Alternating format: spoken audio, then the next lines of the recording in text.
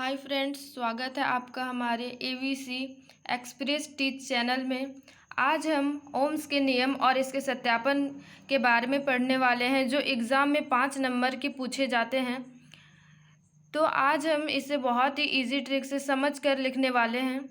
तो सबसे पहले हम इसे लिखने के लिए, चूँकि हमें एग्ज़ामिनर को अपने तरफ इंस्पायर करना पड़ता है कि वो हमारी लिखावट की तरफ आकर्षित हो और वह हमें फुल में फुल मार्क्स दे। उसे लिखने के लिए हमें कुछ नियम और कानून का पालन करना पड़ता है। जैसे कि हम ओम्स का नियम डैश करके इसको हाईलाइट कर देंगे।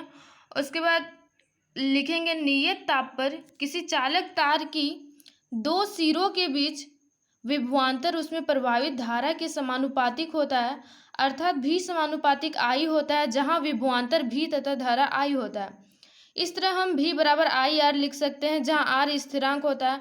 आर को प्रतिरोध भी बोला जाता है। इस तरह हमें सूत्र आर बराबर भी बाई आई प्राप्त होता है। ये हमारे ओम के नियम का डिफिनेशन हो गया। इस तरह अगर आप लिख देंगे एग्जाम में तो आपके 1 नंबर भी कटने का चांस नहीं रहता है।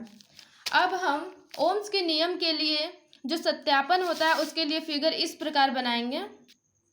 ओम के नियम के सत्यापन के लिए देखिए, हमने यहाँ पे प्रतिवर्ती, प्रतिरोध, कुंजी, बैटरी, एमीटर और वोल्ट मीटर को इसमें सजाया है। तो सत्यापन के लिए अगर आप चाहें और समझ के लिखें तो आप सिर्फ फिगर से इसका सत्यापन कर सकते हैं। जैसे सत्यापन में वहाँ पे तो आपको सबसे पहले सत्यापन करके हाईलाइट करके सेम इसी प्रकार ऐसे ही लिखना है। तो सबसे पहले तो सर्वप्रथम परिपथ में बैटरी, परिवर्तनशील प्रतिरोध और आमीटर को श्रेणी क्रम में जोड़ा जाता है तथा वोल्ट मीटर को समांतर क्रम में जोड़ा जाता है। जब कुंजी के को दबाया जाता है तो इसमें धारा प्रवाहित होने लगती है।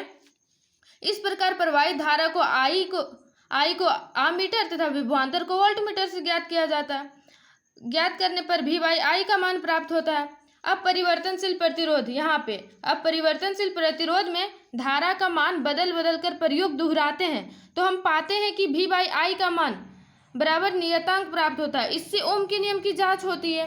प्रयोग के आंकड़ों के आधार पर एक्स अक्ष पर भी तथा वाई अक्ष पर आई लेकर ग्राफ खींचते हैं तो सरल रेखा प्राप्त होती है। इससे ओम के नियम की जांच होती है।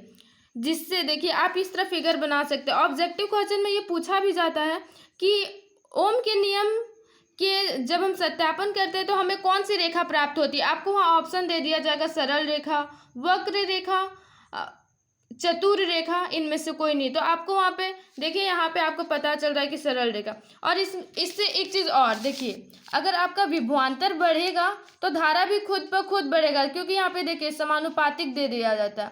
ऑब्जेक्टिव में ये प्रश्न में पूछा जाता है कि अगर विभवांतर को बढ़ा दी जाए तो धारा पर क्या प्रभाव पड़ेगा। तो आप वहाँ लिख सकते हैं कि हाँ, धारा अगर विभवांतर किसी परिपथ में विभवांतर को बढ़ा दी जाए तो धारा भी उसी तेजी उसी रफ्तार से बढ़ेगी। Thanks for watching. आशा करती हूँ कि आपको इस वीडियो से बहुत ही लाभ हुआ होगा और ये आपके एग्जाम के लिए बहुत ही हेल्पफुल होने वाली है, क्योंकि इसमें बोर्ड एग्जाम में 5 नंबर का प्रश्न होता है। इसलिए अगर आपको ये वीडियो अच्छी लगी हो तो लाइक, कमेंट एंड सब्सक्राइब जरूर कर लीजिएगा।